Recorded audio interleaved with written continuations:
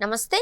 America కొత్త అధ్యక్షుడిగా Donald Trump ప్రమాణ స్వీకారం చేశాక ప్రపంచవ్యాప్తంగా కీలక పరిణామాలు చోటు చేసుకుంటున్నాయి. ఒకవైపు విదేశాలపై భారీ సుంకాలు, మరోవైపు అమెరికా వీసాలపై భయాందోళనలు పుట్టుకొస్తున్నాయి. ఈ తరుణంలోనే అమెరికాలోని భారతీయ ఉద్యోగులు ప్రమాదంలో ఉన్నారా అనే ఆలోచన మొదలవుతుంది. విదేశీ ఉద్యోగుల చట్ట విరుద్ధమైన నియామక ప్రాధాన్యతలను సవాలు చేసే ప్రయత్నాలను డొనాల్డ్ ట్రంప్ అడ్మినిస్ట్రేషన్ ముమ్మరం చేస్తోంది. మరోవైపు దీనికి సంబంధించి ఇలాంటి పద్ధతులు అమెరికన్ ఉద్యోగ అవకాశాలను దెబ్బతీస్తాయి అని వాదిస్తోంది. ఫిబ్రవరి 19, 2025న ఈక్వల్ ఎంప్లాయ్మెంట్ ఆపర్చునిటీ కమిషన్ కంపెనీలకు అమెరికన్ అభ్యర్థుల కంటే విదేశీ కార్మికులకు ప్రాధాన్యత ఇవ్వకూడదు అని ఓ హెచ్చరిక జారీ చేసింది.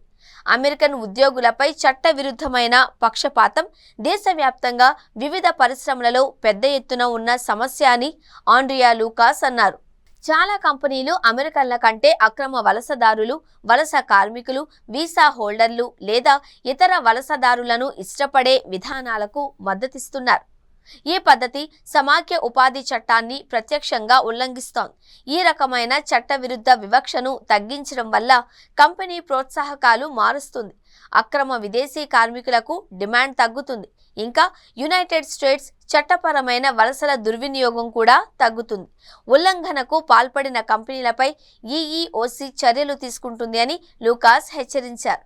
కంపెనీలు విదేశీ ఉద్యోగులను నియమించుకోవడానికి ఇష్టపడే కొన్ని కారణాలను ఈఈఓసీ వివరించింది. వాటిలో కొన్నిసార్లు వేతనాల లొసుగులు లేదా చట్ట విరుద్ధమైన చెల్లింపులతో తక్కువ ఖర్చు, కార్మిక హక్కుల గురించి ఎక్కువగా ఆలోచన లేకపోవడంతో విదేశీ ఉద్యోగులను దోచుకోవడం సులభం అనే నమ్మకం, దీనికి తోడు విదేశీ ఉద్యోగుల స్ట్రాంగ్ పర్ఫార్మెన్స్ ఉంటారనే భావన.